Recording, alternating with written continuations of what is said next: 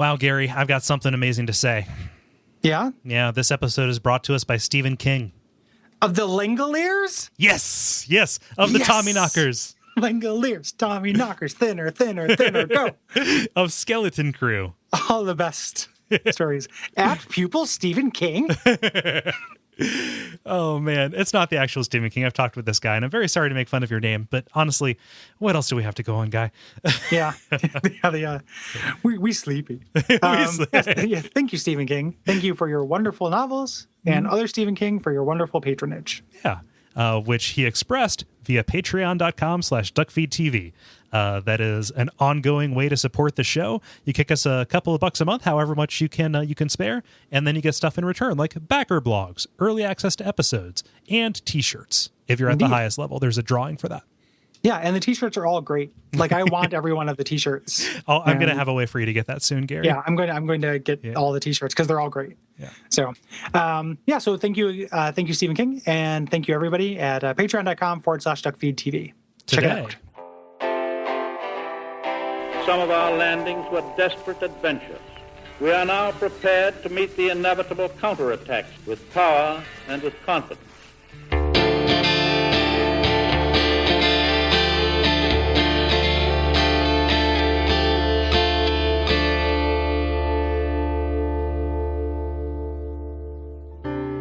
Brave undead, Drangleic is no longer the last king of this land. King Vendrick, he found the strength to rule his people.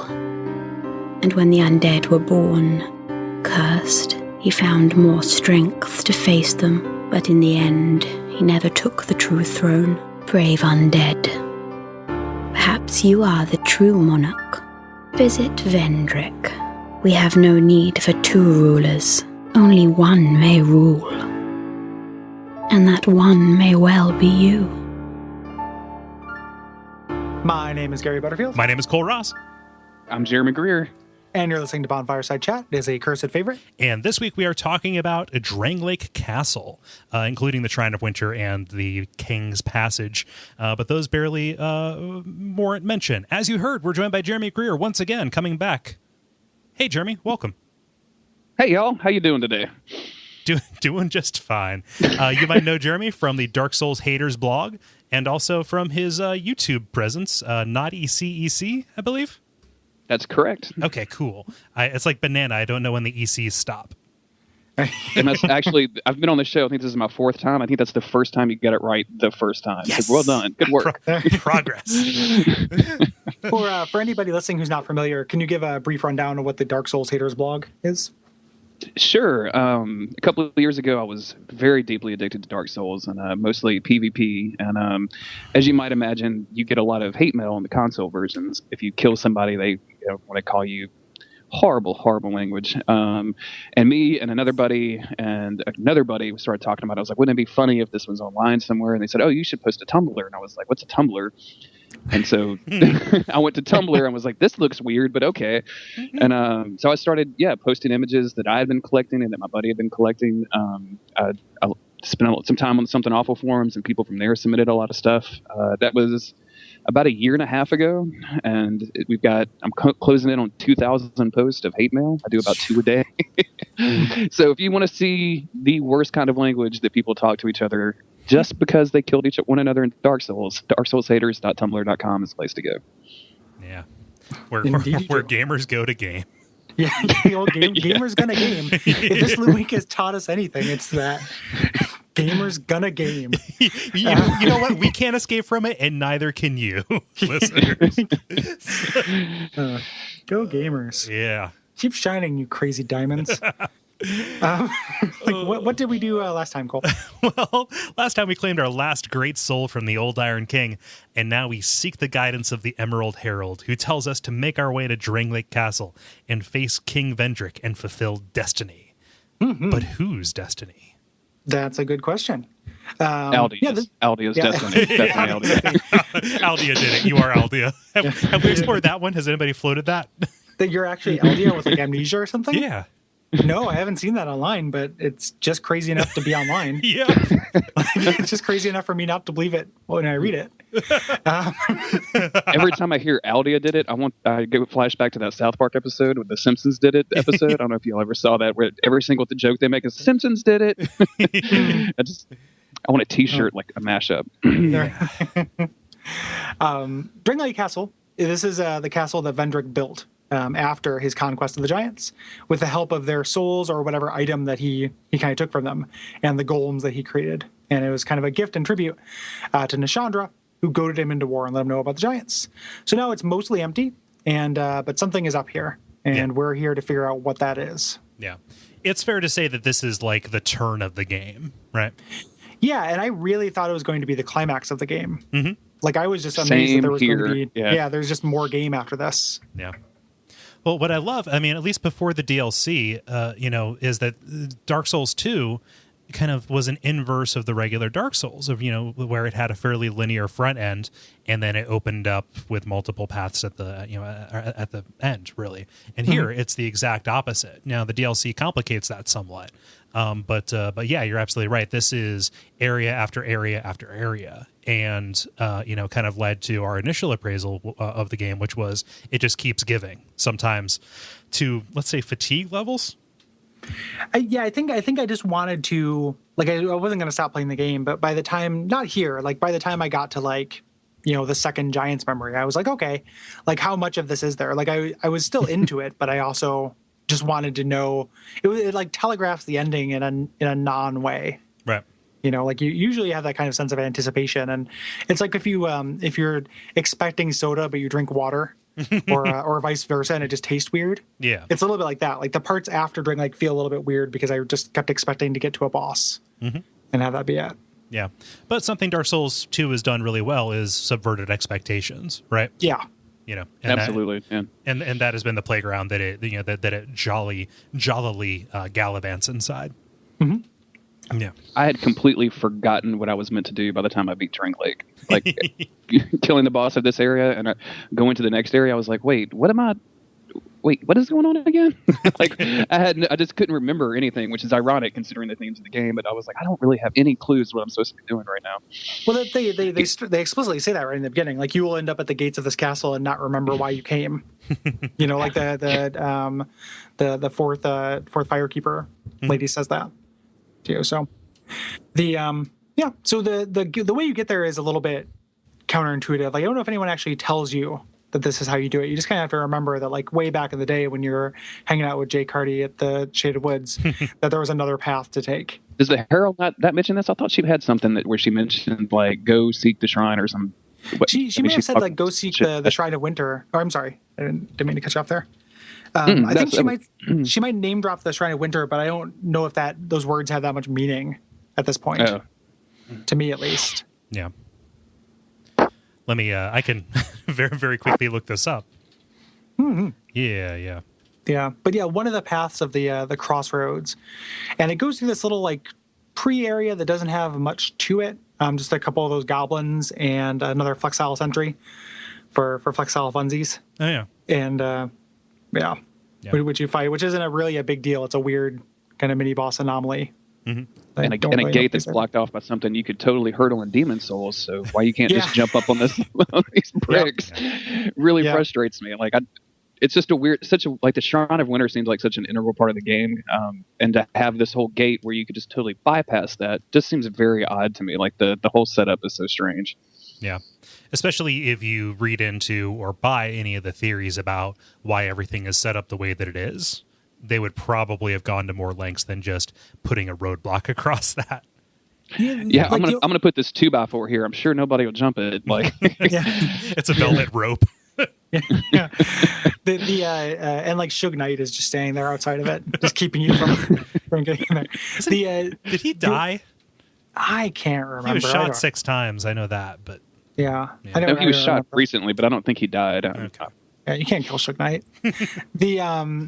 The only thing I thought of, because that bothers me too, like I do think that people are like, worst game ever. I think that's crazy. This is dumb, that little waist high thing. The only thing I thought of is the thing Dark Souls likes to do is if there's an area you're going to end up eventually, they like to make it inaccessible and put an item there. And you can see from over this little ledge, you can see repair just sitting down there on the ground. And that's the only thing I can think of as to why this isn't just like a big steel wall.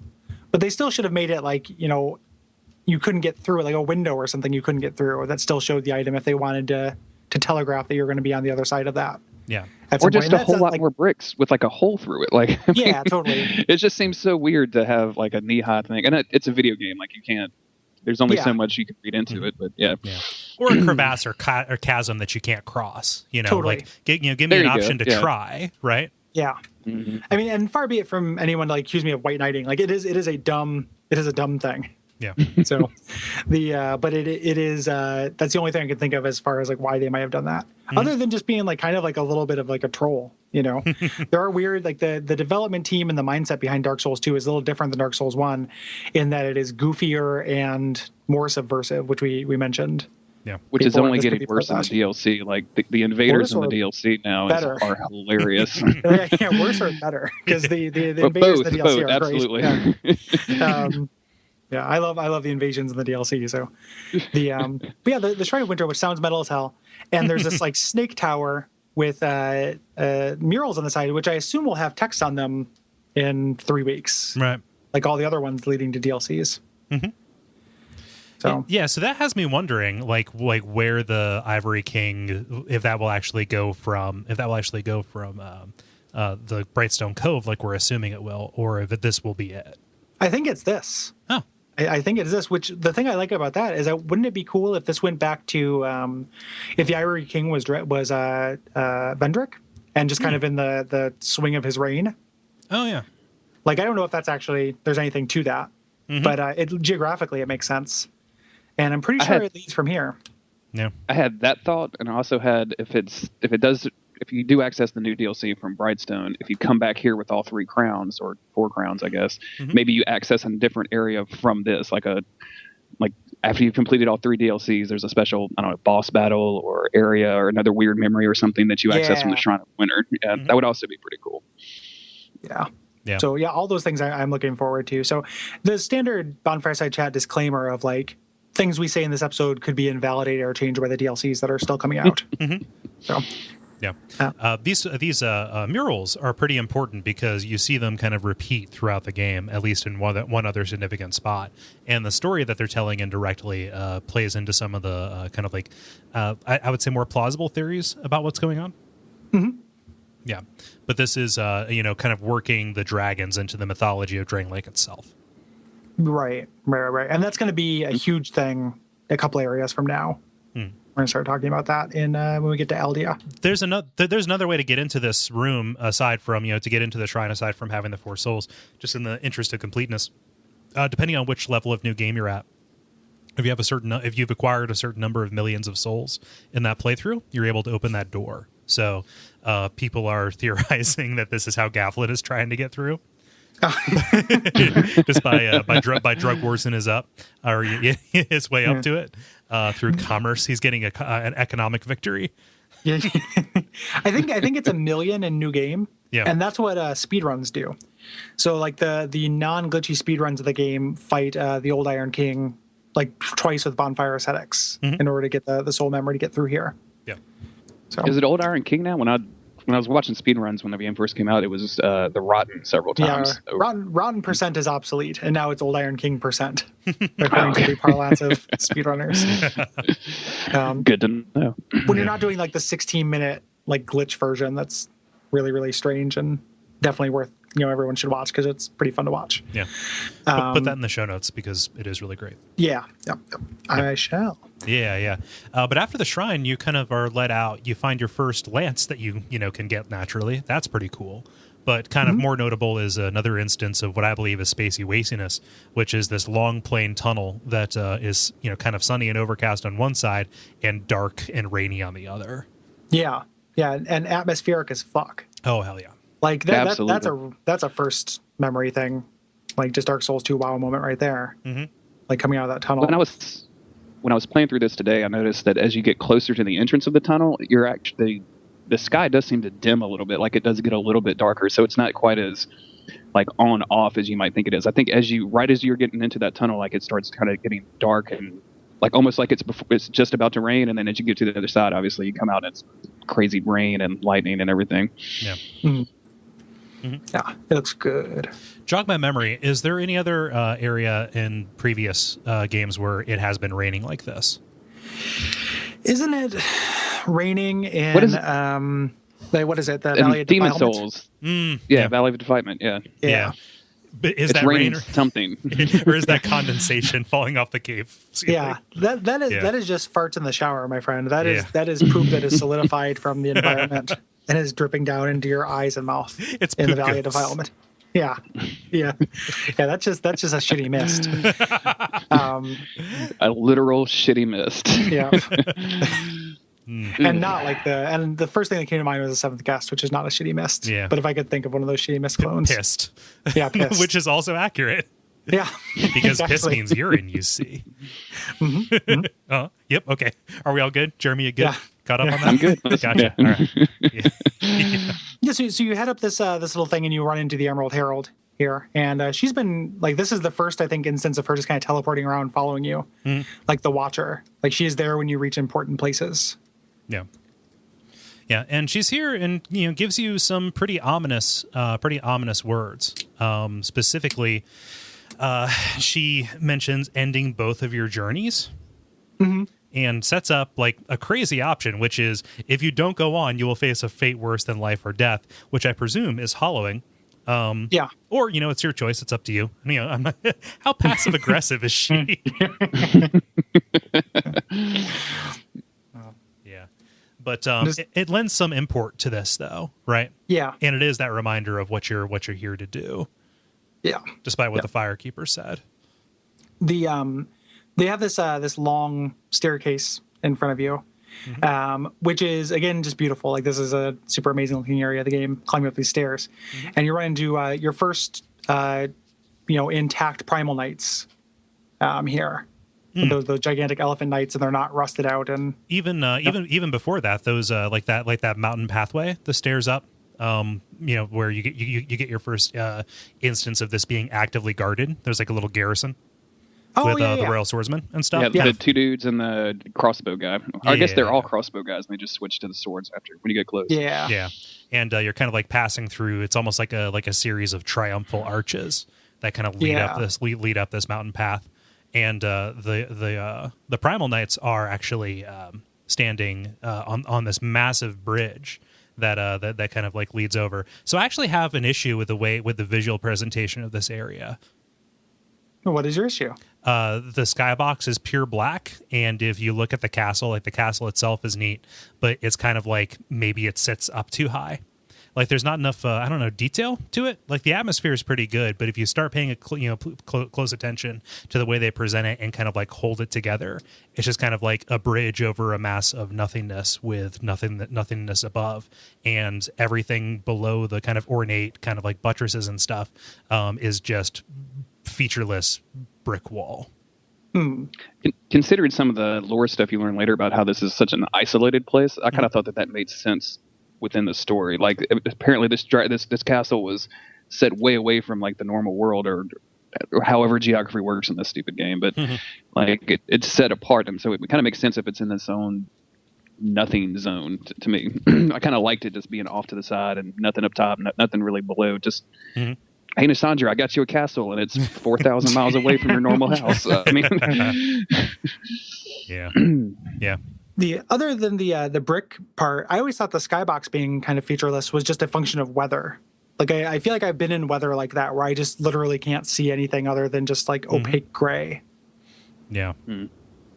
Yeah, I could see that. It's just in a game that kind of has knocked it out of the park, in a series that kind of knocks it out of the park with its skyboxes. I was kind of hoping for something a little bit more, and I'm not sure that the featureless black serves the atmosphere better than something with just like a little bit more kind of, let's say grade to it. Yeah. Yeah, I don't know. Like I kind of like the way the castle sticks out against it personally, but yeah. Yeah, it's very much a matter of personal choice, but even still, this does make a very strong impression on you just by the fact that this is in a storm, on its own, and just the visuals of the castle from outside, like the design and everything. Yeah. I think this looks great.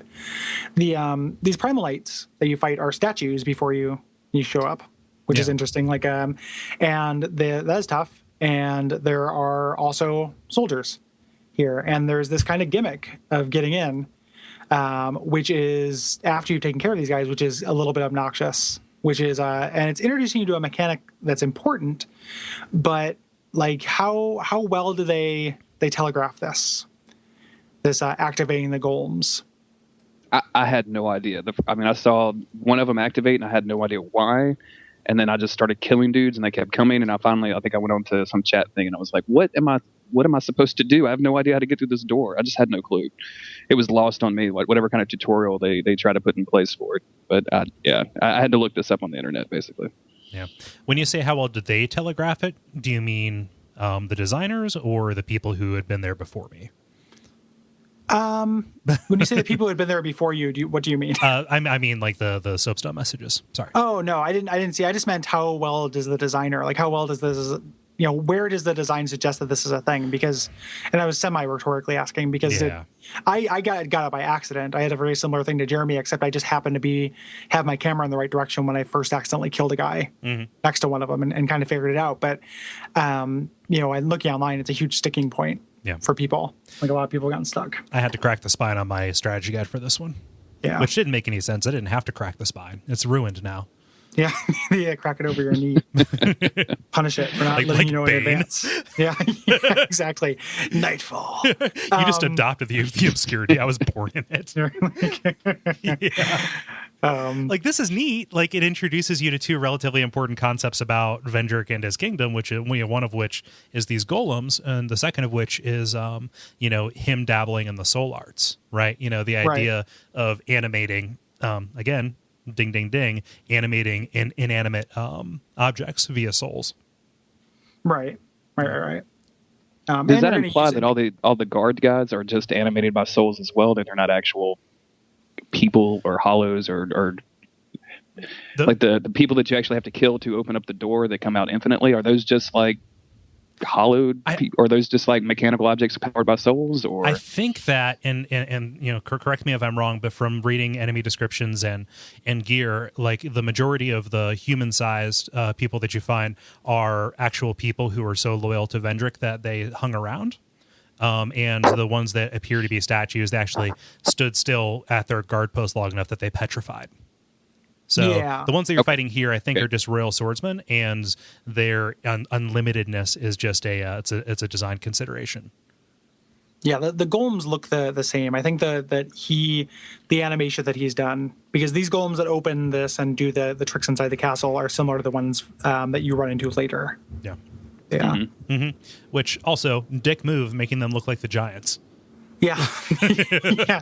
Dick move on behalf of the game, and then Dick move on behalf of Vendrick. Yeah. But I mean, probably had to, right? Like, if it's related, whatever he took from the giants is related to his ability to do this. Mm-hmm. So maybe that's the restriction. Like, maybe he's able to, maybe the giants are some kind of construct. Mm-hmm. In and of themselves. Are you saying we've got like a monkey's paw situation where you can make anything, but it has to look like a giant? It has to look like a giant. Yeah. The world's biggest hot dog that's shaped like a big hollow-faced motherfucker. The worst superhero, Goatsy Man. Yeah, goatee face. Yeah, goatee face killer. Yeah, you have to import it, but that is a crazy issue of Dick Tracy. Yeah. Everyone stopped reading the newspaper comics, but he kept up with the times. You have like Twitter hands, goatee face, MRA legs. Like, yeah, I really like the rage face run that he's doing right now. Yeah, yeah. Yeah. It got a little weird in the early 2000s with the anti-Muslim stuff, but I'm glad he's just kind of leveled out since then. Yeah, it was a crazy time. I'm glad he finally defeated the dreaded soy bomb. So all roads lead back to soy bomb. Soy bomb head, whose head is an entire miniature soy bomb. Yeah. So, sorry, I need a minute. Go ahead. Getting in there, you have to put these souls in these soul buckets, mm-hmm. and get these golems to open the door. It's like a Devil May Cry puzzle. Yeah, that's a good way to put it. It is like a Devil May Cry puzzle. Yeah.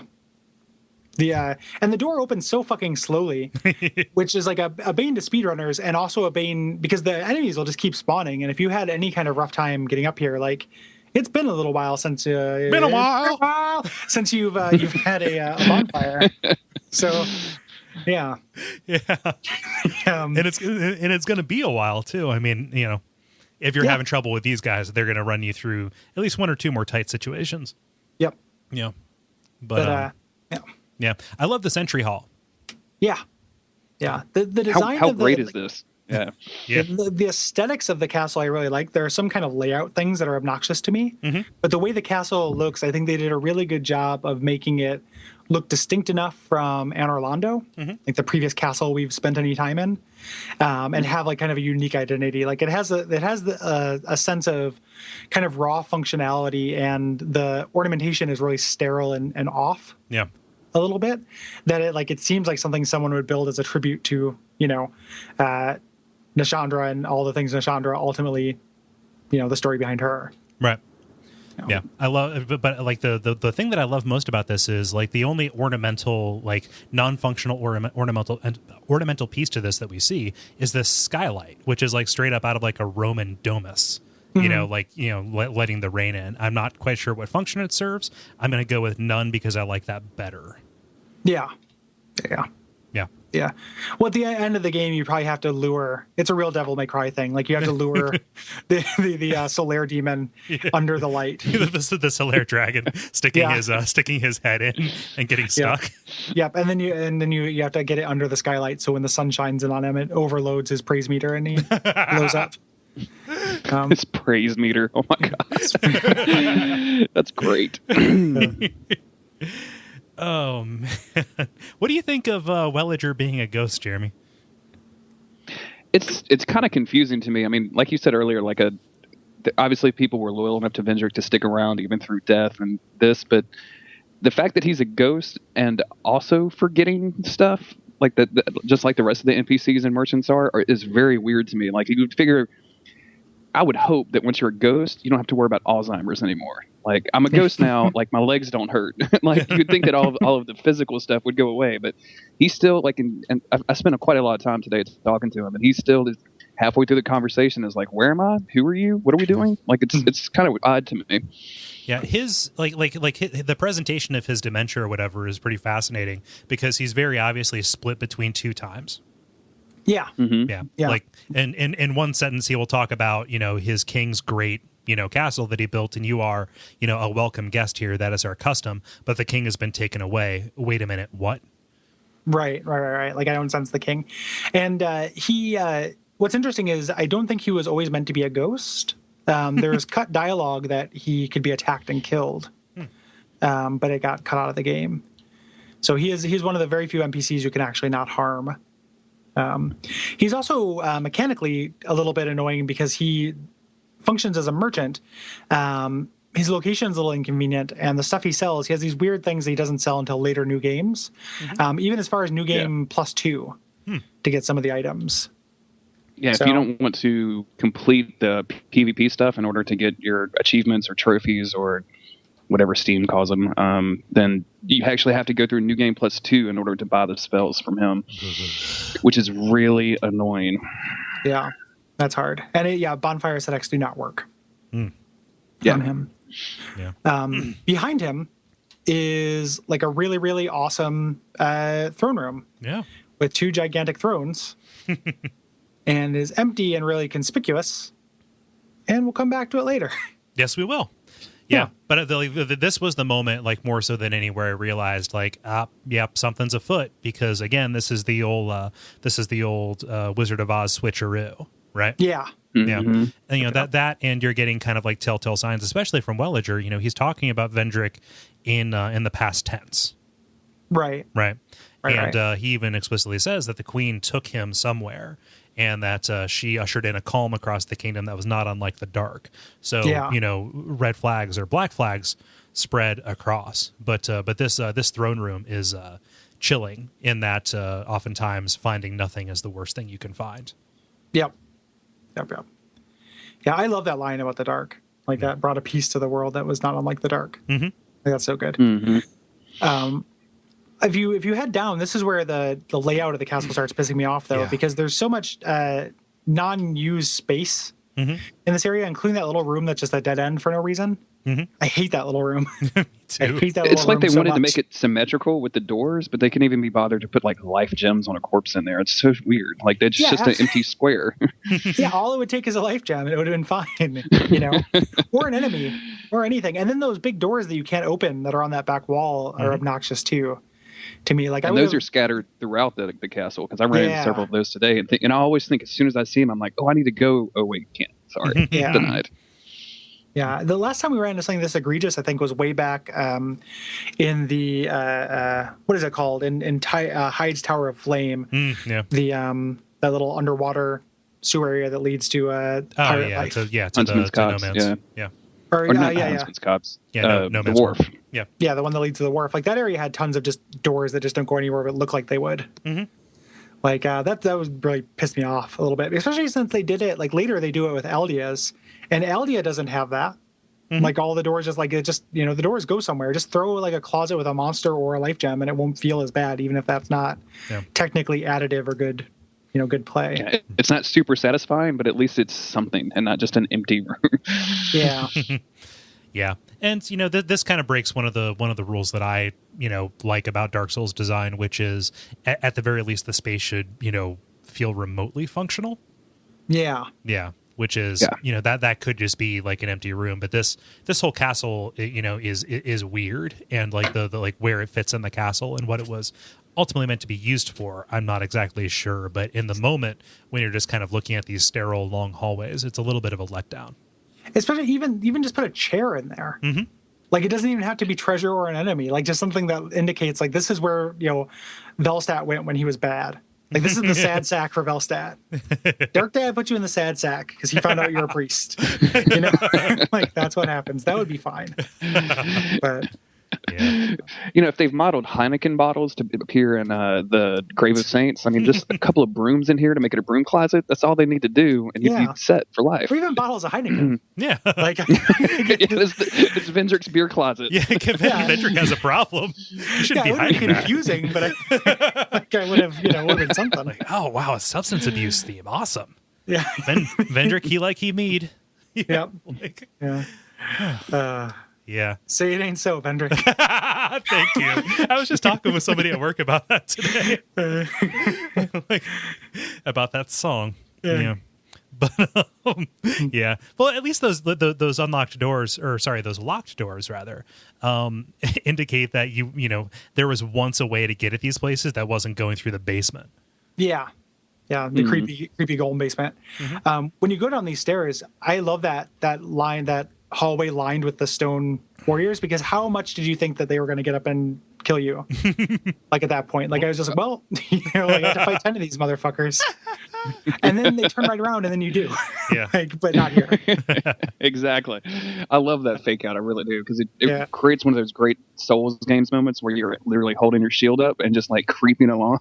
Yeah, and there's that's one of my favorite experiences. Yeah. Well, I mean, it's a great way to make you like slow down and savor it. Yeah. On your first go, like, absolutely. Yeah. Like as you're going forward, you're on my first go, I was never quite certain when I was going to find the king. So I was kind of enacting this slow and wary march, through these empty halls, right? Which, in terms of like role playing, that's probably about as deep as Dark Souls goes, but it gives you that feeling, and again, imparting mood through play. Yeah, like if they can make you, the player, feel something that your character would feel, like that's an accomplishment, Yeah, that's great. So there's a bonfire here, thank goodness, and a King's Gate, which we can't get through just yet. But to the left is what we're more interested in. Yeah, which is a room like big, this big difficult room. Two big golems at the end that are purely ornate. Like this is how they turn on lights. In Drangleic, like they have to kill something. That's not complicated at all. Yeah, it's not complicated and immoral. Yeah, but I love that. So, go ahead. I was just gonna say I've got a light switch in my utility room that literally turns on when I walk by it. But apparently, killing their own soldiers is the way to go. Stomp on a mouse every time you want to turn on the lights. Swallow a goldfish every time. That's pretty great. But these soldiers, these stone soldiers are great. The story, we mentioned them before, but these are actually Velstat's guard, who we'll talk about later. But Velstat, who is a servant of the king, and these are his guard. They're people who are loyal to him, and who waited so long that they turned to stone. Yeah. And you want to make sure that you're killing them, because these are also soul activated doors. And it's very easy. Like I never quite got a feel for their radius for when for when they would come to life. If you kill them in the wrong place, there are only 2 doors that will get you anywhere. The other ones have treasure, but all of the whammies, let's say, have our old friend Capper Demon Mark II, the Sentinel. Yeah, no ruin. The ruin, and they're Sentinels. harder too. Yeah. Like they are much hardier than the old ruin Sentinels, I think. Yeah. They definitely didn't respond as well to crushing damage this time, which was my panacea for that. Yeah, and it's very easy to aggro multiple stone guys and a ruined sentinel all at once. And as my first playthrough was with a caster, and it was really difficult. The only saving grace is that if you back in that hallway towards the bonfire, they kind of deactivate, and we'll do that weird Dark Souls thing where they start walking backwards back to their original place. Hey. I can't remember who it is. I'm not going to put it in the show notes, but one of the YouTubers I frequent had a video where someone started doing that, and he just followed him. Like he followed him some enemy followed him all the way across the map and then started backing up. And he just followed this guy back, like he backed up across the entire map, like just like one step at a time, gingerly, and wouldn't aggro. So he just followed this hollow soldier going halfway across the world, like do do do do do do. You can cut this part off, but when I was doing low-level invasions and the depths in Dark Souls 1, I invaded one time, and the guy had activated one of the butchers that dropped down but hadn't killed it. Mm-hmm. And I didn't realize this at the time. That butcher that drops down will follow you all the way to the bonfire, like the one that you have to have the key for, and will stand at that door if it happens to be locked until somebody shows up. And he takes his precious time, too. It's like a Sunday stroll through the depths. Like, he's just like one step at a time. But anyway. Yeah. So there's one path out of here that will take you to another dark diving spot. And this is all 3. Yep. Yeah. So at this point, if you want to, you can start working on that, but I wouldn't recommend it. Yeah. Because those parts are hard. And we've got a whole wrap-up episode where we're going to talk about the Pilgrims of the Dark. Yeah. Which I'm looking forward to because I love that covenant. I really like those parts. I'm actually making progress on that. Yeah. Yeah. It's like once you know it, it's very satisfying, I found. Yeah. One of the things, just real quick before we move on from the Ruin Sentinels, though, like whenever one of these enemies appears, like, a boss appearing as a normal enemy is a character advancement trope in video games, like, oh, I'm powerful enough to take these guys on as a regular enemy. But in the world of Dark Souls, like, it diminishes a little bit too, because these are like the original Ruin Sentinels were named, like those were guys and were kind of interesting. And now that we know that we can just have as many of them as we need, or there's just infinite of them, it like kind of makes them less interesting as guys. Like the Ruin Sentinels are interesting. The 3, Reese, Kumquat, and Arno, or whatever. But these guys are just, it kind of diminishes that boss, I think. Yeah. On the other hand, you can look at it as this is Vendrick's one good success that he has of recreating other people's shit. Like, he obviously saw Ruin Sentinels at one point and was like, hey, I think I can do that. And unlike the giants and everything else he tried to build, it actually worked this time. He could actually make them. So maybe, right? I mean, otherwise it doesn't, I don't know. Or the Ruin Sentinels that are in the Lost Bastille are from Vendrick. Like maybe he wasn't copying the thing. Maybe those ones are on loan from the Vendrick collection. So, yeah. But if I remember correctly from their let's say descriptions, specifically here, is that they don't have any corporeal form. They're just souls that haunt the armor. So, like, I guess my initial read on that was that they were people who died in the armor. Kind of like Dark Souls 1 spoilers are in fact the Black Knights. But then reading that now, my entire thing right here is pointless because he could have just put those souls in that. Yeah, but like just the 3 named knights are just more interesting to me. Yeah. Than just like an animated set of armor as a regular enemy, I guess. Yeah. Like it's just. I wish they had done something more with the names. Like if you had gotten 3 separate souls that did 3 separate things. Like maybe Yeah. made 3 pieces of armor for him. It'd been interesting, but the fact that you kill 3 named dudes and get 1 soul is always kind of weird. I know this isn't about Drangleic Castle at all, but it's just always kind of a weird thing to me. Like it doesn't make any sense. Yeah. Or if this was like an order of night. I'm trying to look there here. You go. Yeah. Yeah. And just, just give it there because like the demons make sense. Those are just, kind of creations of the bed of chaos. You're not fighting Steve, the Capra demon, right. and Jim, the Taurus demon. Hello. Well, in my slash fic. Or they just like the names have been referenced. Like there was a ring that mentioned them or something like that. Yeah. And would have been cool. But anywho, I'm like crying over spilled ruin sentinels. Just real quick before we move on off of the Dark Driver guy, or Dark Diver guy, excuse me. I watched a guy today like just throw himself for hours at the boss of that area, and I just want to give him a shout out because he listens to the show. So he was talking about you guys while he was streaming. So that's a very difficult area. Yeah. Do you know his name, or he'll know? Oh, I'm sorry. He goes by Nova. I don't know what his something off on is. He goes by Nova on the stream. So. Well, thank you, Nova. Thanks, Nova. That's very nice of you. Yeah, I'm looking here further. The descriptions for the ones that are in Drangleic Castle, it says that they are a creation of a jailer, and that is per the official strategy guide. And in fact, the other one as well. Yeah, so that leads me to believe that they are actually endemic to the Lost Bastille a little bit because that is the purpose there. Yeah, the jail. Mm-hmm. They're on loan from the Bastille collection. Mm-hmm. So we get into this kind of area. These hallways that we have leading up, to our ultimate goal here.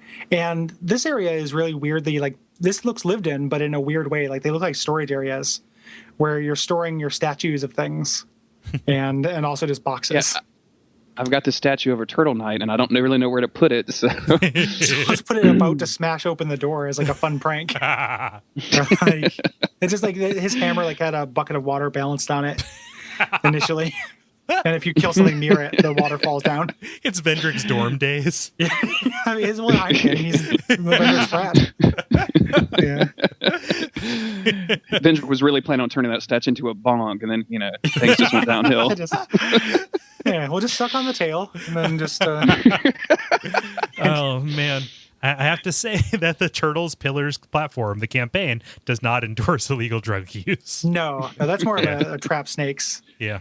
Kind of thing. Yeah. If you hit this statue, it makes like a weird groaning sound. Yeah. Yeah, and you can't bring it to life. I noticed that today, and somebody in IRC told me that it's when you hit it, I'm going to jump ahead a little bit, but the corrosion pool that we're going to get to in just a few minutes, it causes those statues to spit out more corrosion juice. Oh. Because it makes the same noise, but it's always confused me. And I mentioned it to someone today, and they were like, "Oh yeah, if you do that, and you can have someone else watching." I'm like, what a weird thing! Like, what is that even meant to do? I can only imagine like PvP fun, right? Like you get to have it. You can just screw people over if they're hanging out in the corrosion pool. Yeah, which they're not. Yeah, you can only get so wet, guys. Come on. Yeah.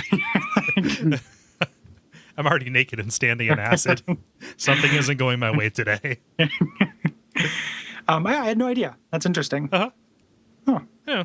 Weirdness. It's that is one of the most persistent like soapstone messages I see is like sorrow ahead, hit or something like that. Yeah, I knew it made the noise. I didn't know it spit corrosion. Yeah. Because I definitely tried attacking it because I wanted it to come to life, and then I wanted to use a fragrant branch viewer on it. Yeah. Because it seemed like I should be able to, but you can't. Because it looks exactly like everything else you use a fragrant branch viewer on. Yeah. Then there's every castle has a big acid pit with those weird like dragon ballista cannon things spitting out acid. All I can think is that those actually just leaked because for some reason he stores all these up in his ramparts. And like maybe this big pit is either where the acid is stored or just because this has been sitting for so long, his vessels of acid just kind of like pooled and collected there. Yeah. Like maybe it's a defense since it's up on a rampart. Like maybe that under that would be like, I guess not. Yeah, because it's not infinitely deep. I was thinking like maybe it's like a courtyard or something that is flooded, but it's not. Yeah. And I'm not sure which wall because the geometry in this, like right after you go through the basement, the geometry starts going non-Euclidean. Yeah. Like all of these, like it's at like 40-degree angles and stuff. Like, and because this is kind of out here in the middle of nowhere, like having like boiling oil or acid over the ramparts for people charging in, unless this was over the front gate, makes no sense. Yeah. Yeah. Yeah. I don't know. Yeah. Maybe it was used because you use acid in like statue craft, right? Or like maybe it is used in golem craft in some way, like metallurgy. Yeah, like Yeah. it's used to acid away the parts that are not the golem. Yeah. So this was like no basis for that. At the time he built the castle, like Nashandra was like really into hobbies and crafts, and he built this, and then she was like, I'm off that. And I was just sits But there. you not doing never anything. touch a soldering iron, dear. You still don't play I built bass. you a corrosion pool. I got you a. I got you. Oh yeah. She keeps saying that she'll get her Etsy business off the ground. But Vendrick, you can make it my birthday and Christmas present. Just give me an acid pool. Women, am I right? Yeah, I didn't mean like it's in the game. I didn't mean that like that. I know. There is a consistent narrative of Dark Souls 2 about like a woman comes in and corrupts a kingdom. Yeah. Like that's something that's probably worth talking about at some point. Yeah. Yeah, like I always read it as more of a Macbeth thing than outright sexism. I leave that to the players leaving the soapstone messages. Yeah, that might be coloring my thing. But even if it is like kind of like a Macbeth thing, like it's still, it's still what they chose to do on it. Is kind of even if it is a reference or Shakespearean in any way. Yeah. So I don't know. Yeah. So you head up some stairs outside of the building. You're going in and out. You get to this poison mask room, which is really interesting. All these like crazy masks that spit poison on you and try to get you from that twinkling titanite that's on the floor. But it's like just like a 3x3 foot cell. Like there's nothing to this area other than just masks. Mm-hmm. What does that mean? What is this here for? I have no idea. Well, there are other things that spit poison in this world. That's all that I can think of. But these are explicitly arrows, right? Yeah, exactly. They're poison arrows. I'm sorry. Yeah. When I first went through here, I kind of ran through very quickly, and then I tried to go back and look. But it really reminded me of the mask that we saw in the first trailer of the game with the. Yeah. I don't know if you get. It kind of reminded me of that, but looking at them, it's not the same at all. But that's the only thing I can come up with. It just seems totally unconnected to anything else. Yeah. And considering what they're in front of, I mean, like this would have been put there to impede progress towards the portrait that comes afterwards. But yeah, assuming you're coming from that direction. Yeah. Which like you could be coming from either direction from here. The portrait's really interesting. Yeah. So there's a big room with a gigantic portrait of Nashandra that curses you as you get close to it. Mm-hmm. And it's very heavily guarded. And this kind of like there's something in one of the later DLCs that made me think of this a lot. So we're going to talk about that when we talk about the DLC. But like it's interesting and doesn't do anything. Like I know Vivian talked about like, oh, I'm sure if I bring the Ring of Whispers here, something will happen. But nope. Like nothing happens with us. Yeah. I love the style that the painting is in. Yeah. Like it looks like faux Renaissance. Like it looks like a portrait that would be commissioned for a royal lady. Mm-hmm. Did you guys do the Dark Souls 1 thing and immediately run up to it thinking that you can interact with it somehow and get cursed? Yep. that might be the extent of the joke. Part 1, somebody wants to make a painting of a lady. Part 2, remember that time in Dark Souls 1? Yeah. Paintings are not portals in this game. Yeah. Learn it. And then we don't go to like the next area full of painting golems, like learning to fear them. But I guess there are some painting. There are reasons to learn to fear painting later too. I would have bet dollars to donuts before I knew the answer that this is how you would have got the DLC. Oh yeah. Like I was like, yeah, that's what I thought that painting. I was like, oh, it's not a portal now, but once the DLC comes out, this is how we're going to get to it. Mm-hmm. But not the case. Yeah.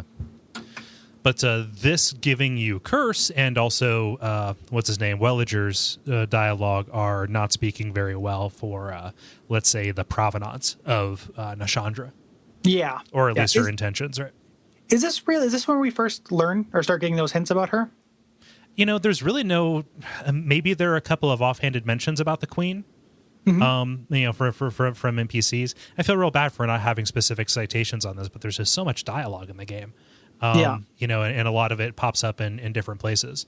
I think that really this is our first real acquaintance with Nasandra, and I don't just mean seeing her face to face.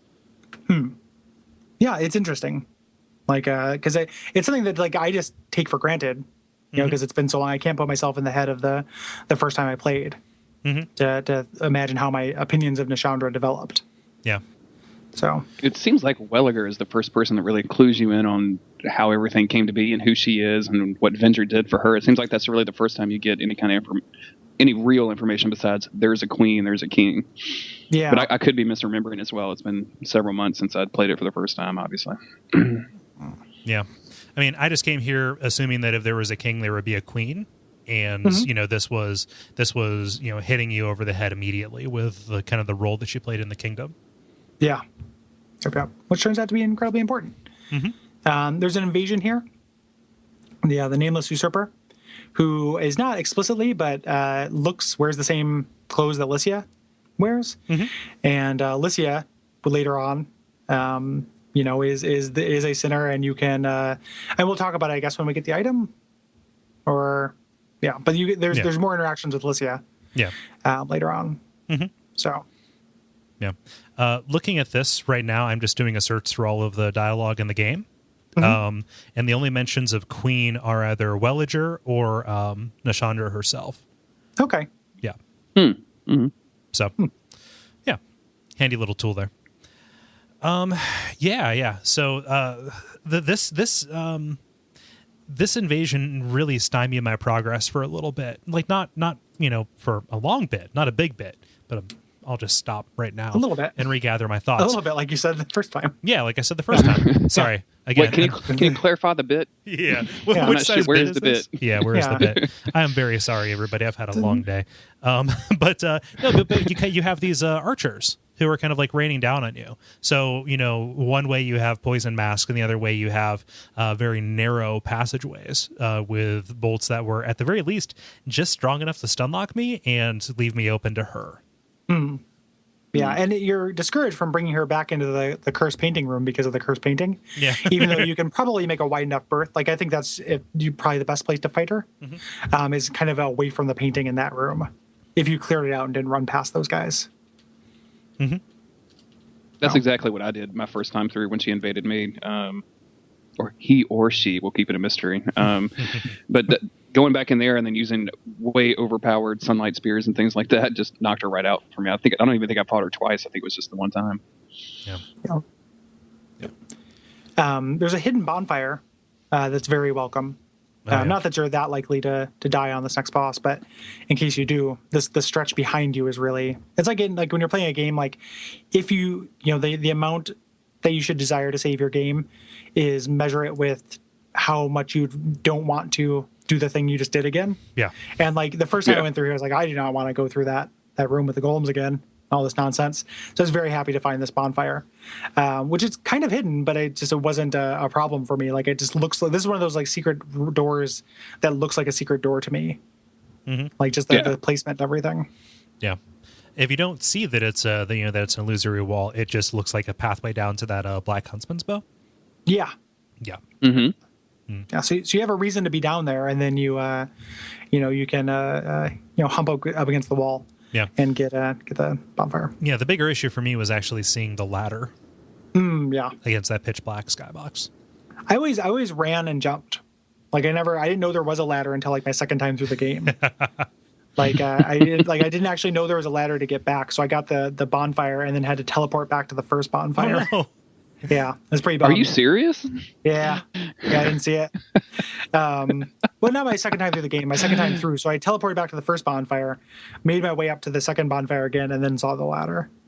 So, but did not see the ladder the first time. Yeah. That makes more sense. I thought you would Yeah. No, just kept going. Like no. Yeah, this bonfire was very welcome for me because I hate those royal guard enemies. Like just they're specifically designed to just really halt your progress, and because all of the pathways, all the walkways in this area are only like 1.5 tomba widths your size. Really it kind of forces you to fight them or to get them to do the crazy return to spawn shuffle. Yeah. Yeah, and you are discouraged from just running past these guys, which like you can kind of do, but there's a really interesting NPC interaction up here that you want. Yeah. Which is the Nishandra's throne room, her separate ladies only throne room. Yeah, her separate ladies only, exposed to the elements way above ground. Yep. With very beautiful stained glass work. Like the design of this is great. I wish I could get closer, but I can't. Yeah, yeah. And you can like you can cheat and get closer. I've seen some people do that, just because I wanted to see if you could fuck with her. Because like I was just like, oh, I remember Guinevere. Like I'm gonna shoot you, you know, and nothing happens, unfortunately. But I was like, oh man, something badass is gonna happen if I shoot her. When I got to this part, that's the first thing I did is I wrote a note. It's like, okay, come back and shoot this lady later once you figure out what's going on, because I just knew something had to happen if you shot her. So yeah, sadly no. Sadly no. But her dialogue, she drops 3 important tidbits. Again, she's speaking of Vendrick in the past tense, talking about what kind of ruler he was, and then talks about how he, never took his true throne, for as much as he was looking into soul arts. And, she kind of, tries to be your other quest giver, which, again, you should really be wary of anybody who tries to tell you what to do, by saying we have no need for 2 rulers. And you're not quite certain if she's talking about you and him or her and him. Yeah. Yeah. I definitely thought it was her at first. Like I thought like, oh, okay, I am trying to get rid of Vendrick on behalf of her. Like, but yeah. And there's a sense to her dialogue that she wants you to put him out of his misery, but that, rings very hollow. No pun intended. Yeah. Especially in light of everything that comes up. Yeah. And one of the interesting things, I just found this out today. I read it online, so I don't know exactly how true it is. But if you talk to her and exhaust her dialogue, it will show all of the teleport locations for bonfires, even if you have not unlocked them. Like you can't go to them, but it will show them all. Okay. So how much of the world remains. Yeah. And it's like a hint. Is this the trick? Is that the trigger for that? I had no idea. I thought it was beating the boss of this area that we're in now. That's interesting. I didn't know that it was talking to her. Yeah. According to the Wikipedia, or the wiki rather. Yeah. There's definitely no indication. Like I just saw that before I fought the Mirror Knight. So this very well could be it. It's sometime between when you get the Drangleic and when you fight the Mirror Knight. Right. Yeah. All right. But before we get to Mirror Knight, we have to head into the treasure room. Yeah, I like this room a lot. I actually like this boss fight too.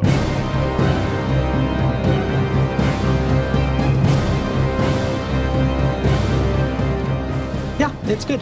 It is better than the something I said like early on so this is the twin Dragon Riders, the double Ds, and something I was saying how like a lot of the underwhelming boss fights in Dark Souls 2 are set up in context for other boss fights that come later in other games. So like when you fight Ornstein, like he's pretty easy, but like that is to show like this is what he is like without smoke. Like that's the hardest boss fight in Dark Souls 1. Arguably, here's what it is like half of that. And there's another boss fight that we did that I won't talk about yet because there's spoilers, but is also set up in contrast to something. And then this one where you fight the one Dragon Rider and he's really easy, and now it's like, okay, now there's 2 Dragon Riders, one of them's covering the other. Deal with that. And it's still like not that hard, but it's pretty neat. So yeah. This is one that I always summon for, even if I don't explicitly need it. Just because it is very fun to co-op with somebody. I mean, in general, I spent a lot of time sunburning in this area just because it's so much of a fun fight, and it's real easy to get bites. So your summon side wasn't down for very long. It's a fun fight. I like this. I like this fight a lot. What build are you running through for this playthrough? A strength build is what I started with. So I got up to 50 strengths because I wanted to use super big weapons. And then about halfway through, I realized soul level doesn't matter. So now it's a strength hex because why not? So it's big, huge weapons with dark weapon on top of it, and not really using a lot of projectile stuff because I want to do more melee. But it's been a lot of fun.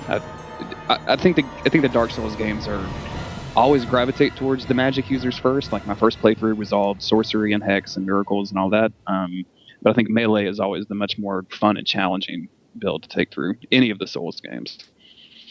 Yeah. Yeah. I like this room a lot too.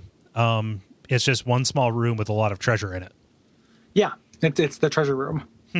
for the and these guys weirdly huge gold medallion. What is that? Like what that big huge thing? What is? It's so off from everything else. From all of the other decoration in this castle. Mm-hmm. Yeah, there are a couple things like these. These are the only dragon statues that you see as well, aside from those siege engines that spit acid. Mm-hmm. Mm-hmm. Yeah. There's not that much to say about it as a fight. No. One of the dragon riders is up on a ledge and will cover you with a great bow, or cover his friend with a great bow. Yeah. That guy has half as many hit points as the ground guy. So if you attack him with a ranged weapon, he'll jump down and join his buddy. And am I manufacturing memories, or does he actually destroy? Can the platform he's on be destroyed? I've never done it. Yeah. So I don't know which one of those is true. Yeah, I might be confusing him jumping down with that. And again, if you don't remember from when we talked about the first Dragon Rider, this is an order of knights that Vendrick trained. It was like his elite guard that came with him to this land, actually. Mm-hmm. So where Drangleic actually is. And it's a crazy order where you have to like fight a dragon in order to get in. Otherwise, you fight the dragon, you're going to ride. Yep. Yeah. And if you fail, you get eaten by said dragon. Yeah. And if it finds you wanting. Yep. So badass. I like Dragon Riders. Not afraid to say it. Yeah. They look real cool. I like their weapon. Yeah. And you can make a lot of different weapons from them, which is cool. So I forget, do these guys give you two extra souls, or I think you just get one extra soul. Nah. But you can make, I know the twin blade, you can make a great bow, and you can make a halberd. And a shield too, I think. From their soul. It's a very versatile soul. Yeah. So it's a fascinating soul. Yeah, you use every part of the soul. After you kill them, there's an ice bonfire.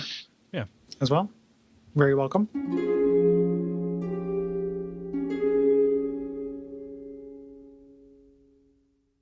This week's episode is also brought to you by Amazon, our affiliate link that's at Duckfeed.tv/tipjar.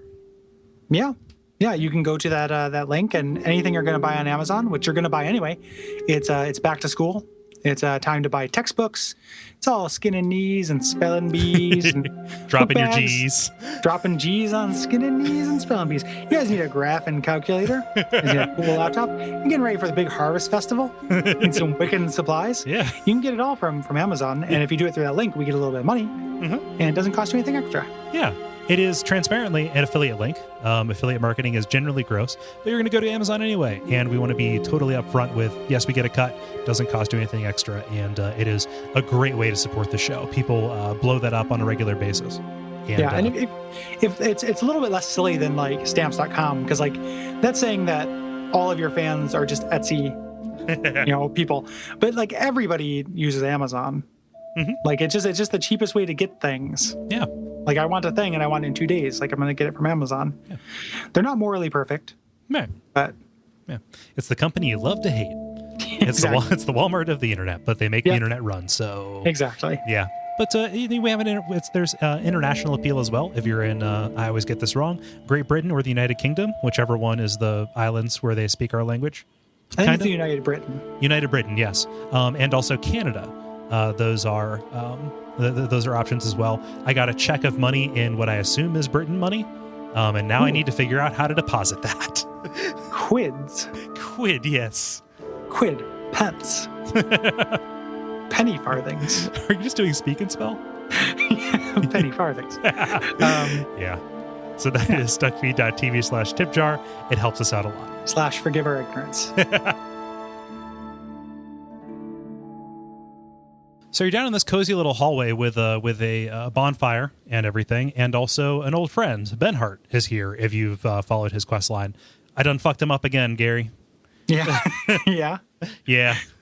He did not appear for me. So he didn't. He has appeared here for me, but I've gone through this game a bunch of times now, so I don't remember every time that he does. I don't remember. I don't think he has anything real meaningful to say here. Like I do not. I understand Lucatiel and her kind of like wanderings. I do not understand Benhart's, and I super don't understand where he ultimately ends up. Right. Like, that makes no that sense doesn't to me. make any sense whatsoever. It's like, what's going on with that? The fact that he's there and also knows who you are is just really bizarre. Yeah, I do not understand Ben Hart. Like, I would defy Vadi to do a Prepare to Cry Ben Hart. Like, the only thing I know about him is he's got a fake sword. And yes, that's sad. But I have no idea what he's doing here or why he's in any place he's at. Yeah. So. Mm-hmm. I mean, you can probably tie some kind of theme around this of like, oh, he's seeking challenge. He's an adventurer. He's kind of the Sigmire of this, right? Yeah. But yeah, kinda. Yeah, I mean, like in the loosest sense, if you were drawing some kind of parallel to it, he definitely doesn't have the jollies, but yeah, and he's not as sound as Lucatiel, I don't think. Right. Like, as far as the traveling NPCs go. Mm-hmm. Yeah. So you get on this hallway, and there's another one of those corkscrew elevators, which makes a reappearance from Interlando. Mm-hmm. Yeah. And good. I was gonna say, yeah, and there's a little area you drop down into, a little room to activate that corkscrew elevator, and it's another golem activation room. Yeah. With more more stone knights. Yeah. Except these ones aren't these are not unlimited. And this is a one-way area, so you're gonna have to do it twice if you fuck it up. Yeah. Yep. And you can't go back the way you came either. Right. So you can't. You have that little ledge. You can't back up for safety. So you really have to be able to take these guys out smart. They will pull chain or pull activate in sets of 2, but you can keep them. Yep. 2 of them can be the most you have to deal with at a time. Yeah. Mm-hmm. I think that I don't really like this detour that they take you on to like activate the elevator. It's a little bit confusing to me, and I'm not quite sure what purpose it serves, other than to show you like where he keeps his weapons of war. I just thought it was like, this is to show more of the castle. Yeah. It's frustrating that's mandatory though. Yeah. Like, that little ledge is frustrating. And I didn't even notice the ledge when I first went in, which is ridiculous. Like, I should have noticed it because I walked down it. But I kept noticing speedrunners running through the area rather than going back after they activated the thing. And I was wondering why they did it. Yeah. And then I would like try to turn around. I was like, oh, you can't. Fuck it. Because I always went through all the way just because I wanted to get more treasure or what have yous. Yeah. Well, like past that, there's the first there's the Kaitha chime or whatever it is, which is the hexing chime you want to get. Yeah. It's real good. Yeah, it's rad.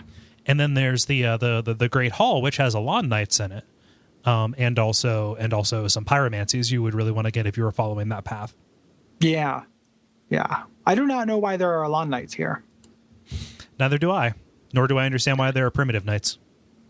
Yeah, well, or why there's a Great Hall right here. Like, that doesn't make any sense. Yeah. If you're receiving guests from out of state, like this, you don't want them to go through this is the how weird... you have to get here.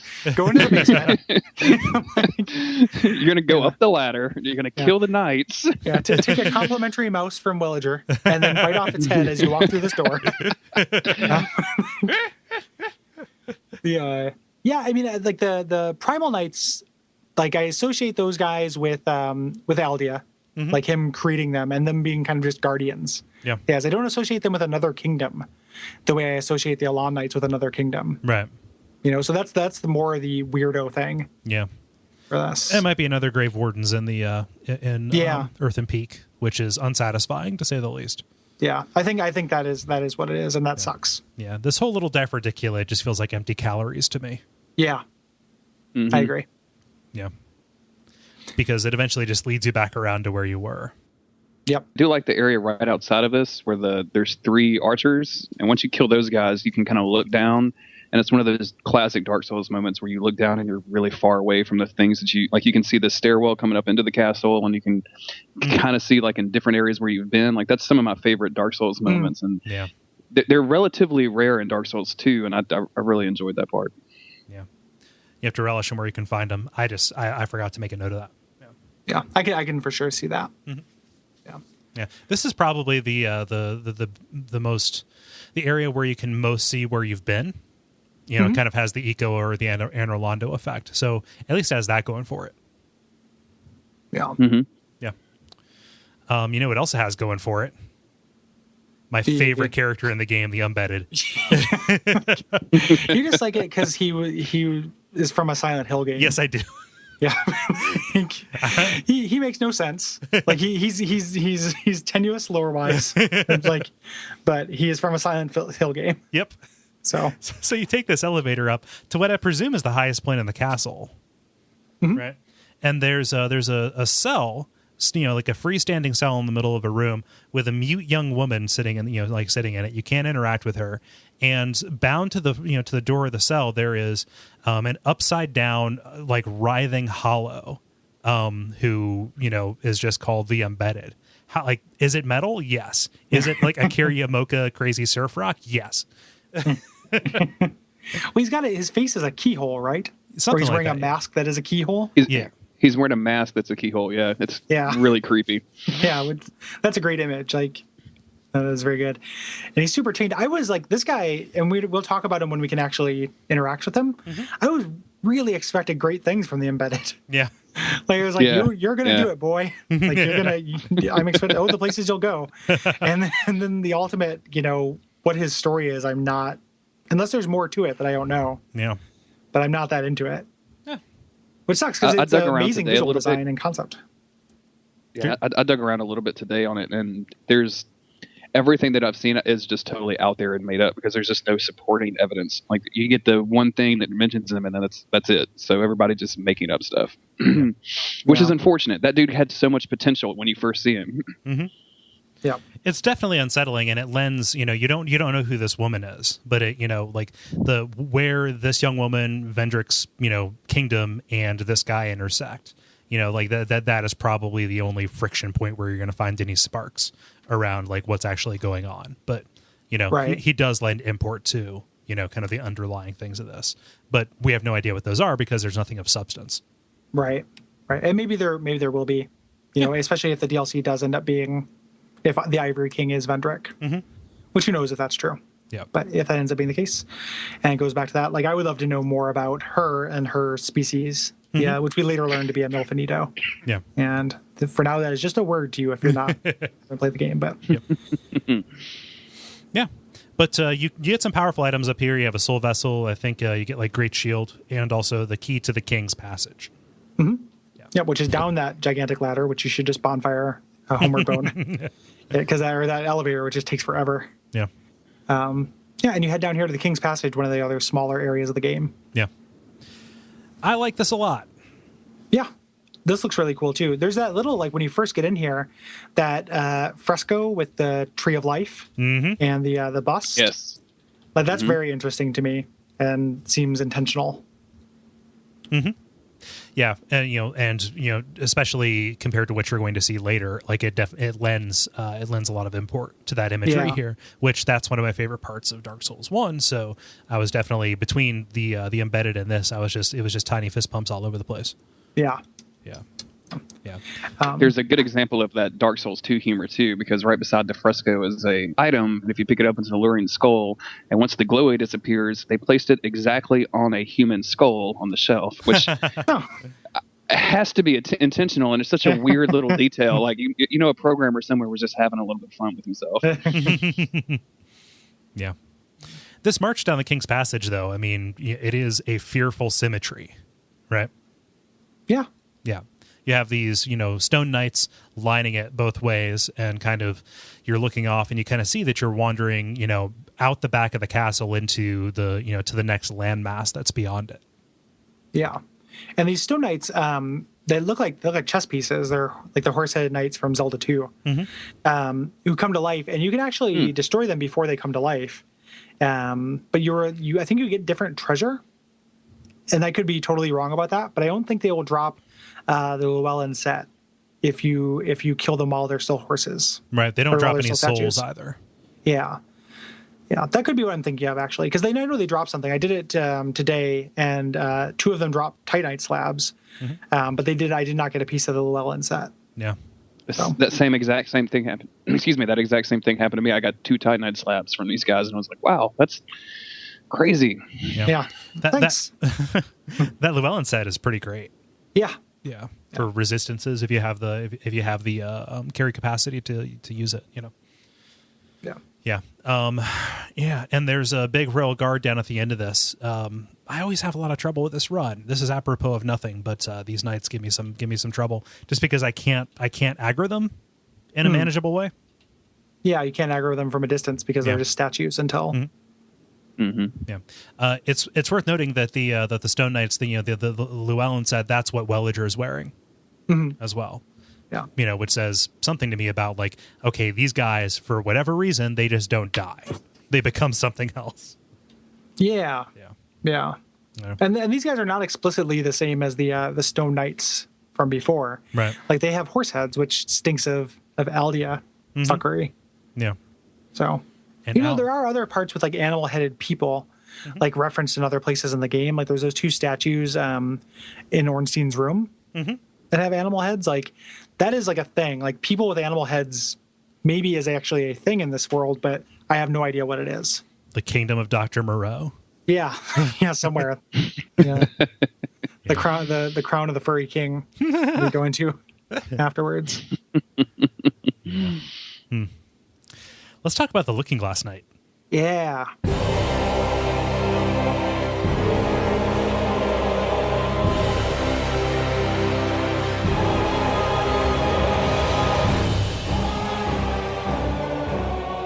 This is good shit. Yeah, this is great. I was happy because even though I heard about the concept of the Mirror Knight, which I'm just going to call him that because I'm American, like that had been spoiled for me, but I hadn't seen any details about like what the aesthetics of the fight were. Like I assumed he was going to be gigantic or whatever, and yes, he is bigger. But man, the presentation of this fight is like right up there with how good the quality of the fight itself is. Yeah, it's one of my favorite fights in the game. Like and it's really up there. Like I love the concept of it, and like from both ends. Like it is, if he summons another player, like so what the Mirror Knight is he's such a weird looking design too. The like 3-headed mask with the crown of thorns, and the like on the back he's got little wings and stuff on his armor. Like his armor is really striking. Yeah, reminds me of old King Doran. Yeah, and he's got the same kind of like torso shape as old King Doran. But and he's got this gigantic mirror shield that everything bounces off of. Yeah, like spells and attacks. Not gonna through this thing. So it is the literal mirror shield from Zelda. Yeah, it's a cool shield too if you make it. Like, but his whole thing is that he can summon help through the mirror. And I remember though that pre-release stuff when I had the spoilers, I was saying if you could smash the mirror in time, you could prevent this from happening, and that is not the case. No. At all. That is not true on release. Yeah. How awesome is it that this was the first boss they let people play against? Like this guy is really hard. Like this is really neat and difficult. Like to be and to show off like all of the lighting and everything too. It's a perfect boss to choose for pre-release footage. Like it's I kept waiting for it to happen, but I mean, there's so much to love about this boss fight. Like it's so much fun to fight. I love this dude's moveset. The mirror makes it really difficult for a spellcaster because, I mean, sunlight spears will literally like deflect off of that and go flying into the air. It's just an awesome effect. And it's storming like crazy. Like there's this huge lightning and thunder that sounds the entire time. And his attacks will do that as well. Like he shoots lightning. Yeah. That will make a thunder sound. I always thought he was channeling lightning that struck him. Yeah. Yeah, I think that's what is going on. Even though it doesn't have to actually strike him. It's not like you see that and then he does the attack. He can do it whenever he wants. But that would make sense for him to conduct. Yeah. Yeah. It's so this aside from him summoning help, he's a pretty basic fight in terms of like moveset. Like he's got a couple of close range and then some long range ones. That horizontal electricity wave, I have so much trouble dodging that. Like I just resign myself to soaking it. It's got a really wide arc. Yeah. Oh. Yeah. I can sometimes iframe through it, but it's really hard. You can't count on that. Yeah. And so he summons people, and he can summon real life players or computer controlled NPCs. And computer controlled NPCs are no big deal. Like if he summons them, I almost think it is a better idea just to ignore them and keep fighting the Mirror Knight because they're idiots. But any PvP encounter is tough. Like that's always going to be at least a little bit of a challenge. While fighting a boss fight is just crazy. Like it's such an interesting twist on the old monk, which was like probably mechanically the most interesting boss fight in Demon Souls. It's you know, if it wasn't for Estrella, would be my favorite boss fight in that game. Mm-hmm. The Mirror Knight sound, his song actually has a leitmotif from the old monk in it, like the harpsichord melody. Yeah. Does it really? I never knew that. I'll have to go back and listen to that by itself. Yeah. If I'll put a marker here and I'll put in a comparison.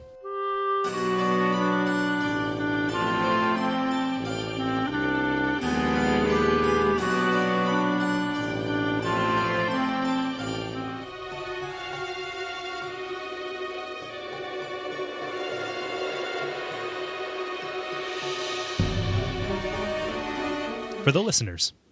Yeah.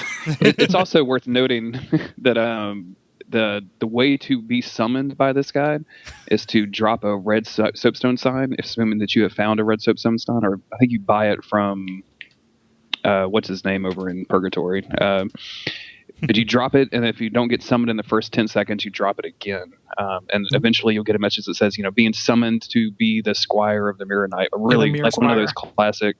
The Mirror Squire, yeah, thank you. Like the guilty pay the price message of Dark Souls 2, in my opinion. Yeah, you buy the red sign soapstone from Tichigren. Yeah, thank you. Yeah. Yeah. Have you? I've only been summoned once.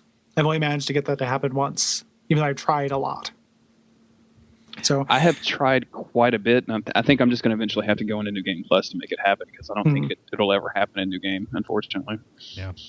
I was delighted this time because when I was making the run-up, I saw that there was a red sign soapstone. I was like, yes, it's going to happen. And, I knew it would mean I would lose the fight, but, it would be a good experience. But no, somebody else nabbed them. So, yeah. That's the thing is there's so many factors. Like, you have to get summoned, and when you get summoned, they have to, the Mirror Knight can die while you're being summoned. That happened to me a couple times. Like, the screen goes dark and then it comes back up and says the master defeated, or the boss has been defeated, or something like that. It's like when you're doing the old monk and the person you're invading dies before they get to him. Exactly. Exactly. Yeah. Yeah. We should talk a little bit about the purpose that this guy serves, because he was once the trial that any new knights would have to pass through. Mm-hmm. Like this, this King's Passage was almost meant as a literal gauntlet for anybody who wanted to be initiated. But, since Vendrick, made his retreat, presumably this way, because it's the only way out, everything now is standing guard. Right. And it's still fulfilling a purpose in that way, too, which ties into that kind of more the macro plot when we start talking about Nashandra a little bit more. More like macro plight, am I right? Yeah, exactly. Whoa. Boom. Boom. Jack and Jill went up the hill. So so that's the original idea, is that it was a test, which, like, it's such an easy, like, I wish, things that don't make sense in Dark Souls, like, I'm always willing to accept that explanation. You're like, oh, it's a test. Like, Sens doesn't make sense as a thing. Questions 3. Yeah. Like, Sens is just a test. Like, that's why it's there. That's fine. Yeah. But it's just like we tend to rankle when something just doesn't make sense at all. Right. And the bosses of this area do a good job of that, where, like, the Dragon Riders are probably guarding the treasure room. That makes sense. And this guy, his lore explicitly says that he was meant to test knights. And he's kept in, that's still useful in that stopping people from getting Vendrick, because Vendrick does not want to be found. So... Yeah. It's pretty funny because Nashandra says, implies that Vendrick wasn't a good leader. Yeah. Like, he didn't have, what it took to go far enough and take his true throne, right? Whatever that means.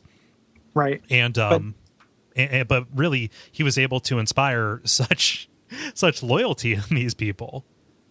Right. Which is one of the early clues that Nashandra is possibly full of shit. Yeah. And, exactly. I was just about to say that. Like, you just can't trust that dude, Nashandra. Yeah. Because Vendrick, like, as time will judge Vendrick, and he's done some shitty things. But I think she's trying to character assassinate him a little bit. Yeah, and the Looking Glass Knight's soul can make either his sword, which is kind of like a crazy sword of thorns, or thorn greatsword. I'm not sure what the thorns signify aside from his hat. Yeah, it's a sword based on his hat. Yeah, as you do. I would like to see Jamiroquai's sword. Yeah, it'd be a crazy sword, right? That would be a crazy sword. Be virtually insane. Yeah. And then also you can get his shield, which you mentioned before. Is there any particular trick to that other than it can parry spells? No, it's just a good big shield. Yeah. Like, that's all. Yeah. And can parry spells. And if it, or no, it's a great shield. I don't think it parries spells. Maybe it just does it deflect? I don't know. I'm going to end up saying something wrong if I make a claim. Looking at the wiki here, cannot parry, but the shield bash works as a spell parry that deflects spells. Gotcha. Yeah. Gotcha. That's what it is. Because I knew you couldn't. I had a moment of dissonance where I'm like, great shields can't parry. Great shields can't parry. Perry, what are you saying? Great shields? Yeah. When the game was first released, I tried out because I thought shield parrying spells was going to be like a real kind of game changer from Dark Souls 1, but it was so difficult to time, especially when you were dealing with lag and everything, that I just gave up on it. They've apparently increased the window frames for you to do that, but I haven't gone. Have you either one of you tried that in PvP or anything to deflect spells? I like how high your opinion is of my skills. So let's just operate under that illusion. Yes, I do it all the time. I can't feel alive without it. Fair enough. I tried a couple of times, but I haven't tried since they buffed the time, the window. So apparently it's not that bad now. I guess it's supposed to be significantly easier, but I haven't actually done it. So yeah, okay. I haven't done. I haven't done it since the patch either. So yeah. So I'm saving up my PvP for the PvP episode. Not explicitly, but that's kind of mostly because I haven't, I need to make a build for it and start thinking about soul memory, and I had to fight off my instincts to just level up and make my equipment as good as I can. Yeah. So, yeah. Mm-hmm. Yeah. And that's the boss. And really, there's not much after him. I love how the elevator beyond him is covered in moss. And this is kind of the first sign of organic corruption you've seen. Mm-hmm. Kind of easing you into what's going to, lie next. Yeah, the Shrine of Amana. But since we're past Drangleic, now is when we're going to start sprinkling in our special episodes and start kindling the bonfire. So we mentioned PvP. That's a little bit down the road, but we do have a special episode coming up next. Mm-hmm. Which is data mining.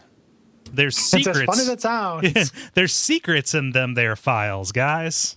Mm-hmm. Yeah. And we have a illusory wall from illusorywall.tumblr.com, who has been really awesome as far as participating and is responsible for a lot of the information that's out there on the good wiki about Dark Souls, and has just taken these games apart to find interesting things. Like just today or yesterday, he posted a thing about there's a hidden object in the skybox of Majula that corresponds with the Undead Crypt. Yep. Yeah.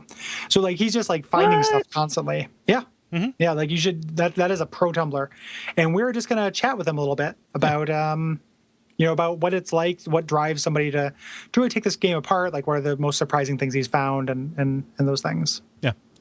So that'll be after the appendix for this episode. So cool. I know, right? Yeah. It is a fun blog. I'm a huge fan of that guy. Me and him have had some messages back and forth, and I'm so jealous of you guys getting to sit down and talk with him. I'd love to pick that guy's brain. Well, so let us know if there's anything specific you'd like us to ask, because we're not going to do that as a two-part episode. There's not going to be an appendix for that. But if anybody listening has questions that they have for Illusory Wall, they can submit them, and we'll have a portion of the episode that'll be listener questions. Yeah. So. Mm-hmm. Yeah, and then after that, we're going to be, do we want to announce that, or do we just want to leave it hanging? Yeah. Well, if you have any thoughts on the Shrine of Amana or the Undead Crypt, which are the areas coming up next, we're going to do both those in one rip-roaring, ultra-frustrating episode. And is it still true that we're being joined by the person that it says? Yeah. Cool. Yep. We're joined by David Plavas, who is a researcher for Riot Games and a buddy of mine and noted Dark Souls fan. So, yeah. Cool. Can I go ahead and give my, response to the Shrine of Amana, so I don't have to write it on Facebook or anything? Yes. Fuck the Shrine of Amana. Done. Thanks, Amana. Yeah.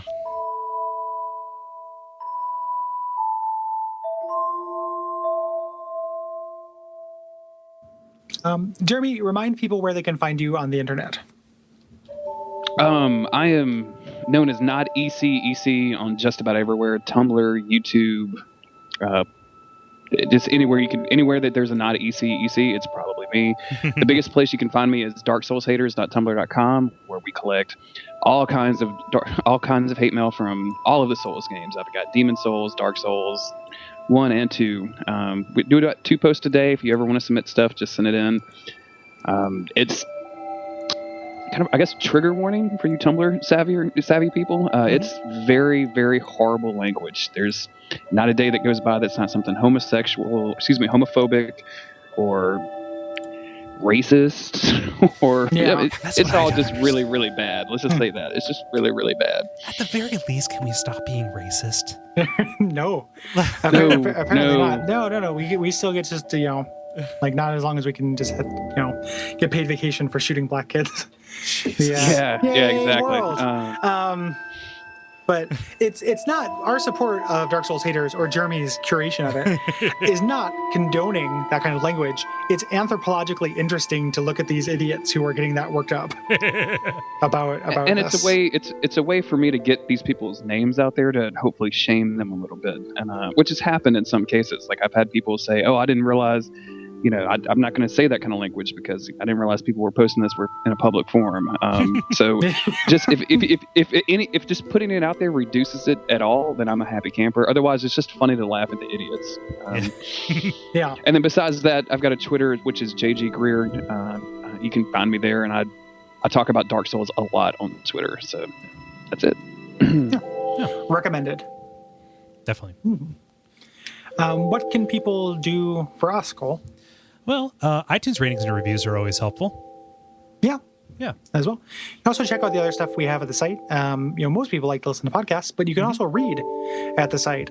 We have a couple different blogs going. Kole does a blog called Hexcrank, which is about survival horror. It's going chronologically through the genre. Very good. We should point out Backlog Killer. Yes, we should. It's been a little while since we've done that. Our buddy Will does a blog called Backlog Killer, which is a gaming blog as he works through his Steam backlog and is thoughtful and interesting about games. Yeah. If you like the discussion that we have either here or on Watch Out for Fireballs, it will be very germane to your interests. Yeah. And Gary does an excellent blog that is very well received. People are getting like crazy excited about it, which is awesome. Called The Infinity Engineers, where you are going through and doing a very studious and detailed examination of the Infinity Engine computer role-playing games. Yeah, it's essentially like a Let's Play. Yeah, your Gates Balder. Yeah, Gates Balder and Bale's Icewind. Just still working my way through Baldur's Gate 1. It is very slow paced, and it's like a 2-part thing where one part's a Let's Play and the second part's like something about tabletop gaming or video games in general. So kind of a B-side. I'm basing it on a really good Deus Ex Let's Play a guy named Bobbin Threadbare does on YouTube. Throbbin Bedbear? Yeah, the Throbbin Bugbear, the D&D 4-star porn star. Ask me about Loom. Like the way I loom over your bedroom. And there's also The Deadening. Oh, yeah. That is our friend Dennis from the from the level. He just became a dad here recently, and he is sharing his adventures in that as it relates to kind of maybe maturing tastes on media, and how, and his relationship with video games and his bouncing baby boy. Indeed. Yeah. Let's see here. Other network news. I don't want to prolong this, but anybody who's listening who likes adventure games, watch out for Fireballs. We're doing the Autumn Adventure Game poll. If you are a Patreon backer at any level, you can choose which one we're going to play between I Have No Mouth and I Must Scream, Riven, the sequel to Myst, Sanitarium, and Grim Fandango. And we are very excited to play all of those. And that is going until Friday, September the 12th. At midnight Eastern time. Yep. Your vote counts. Yes, it does. I voted. So, vote early, vote often. Yeah. Don't tell us what you voted for, because it was Grim Fandango. I'm just going to spoil it right now. It's a secret ballot. I'm considering whether or not I want to make the results public after a week, but I don't want to put a target on anybody's back. I think that might be that. Yeah. No, like we can make it public after the winner, but like it has to be a secret ballot. Yeah. Cool. And then the usual stuff, like I mentioned, the Patreon and our Facebook page, which is always very active. It's facebook.com/bonfireside chat. Yeah. Yeah, and I think that's probably about it. Just about This has been a longer-ish episode. And so thank you again, Jeremy. Yeah. Really Thank you all. appreciate it. I really have a good time coming on this show, and I hope I can worm my way into Bloodborne season somewhere. Hey, You always have a spot at our table, Jeremy. definitely. So open invite. And until next time, what can they do? They can seek misery. Lest this land swallow them whole. Basa. Masa. Basa. Bil finito.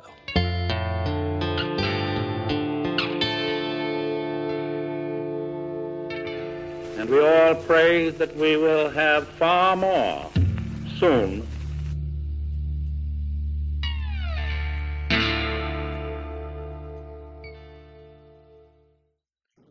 Mil, that's a mil finito. I'd like to friend. Yeah.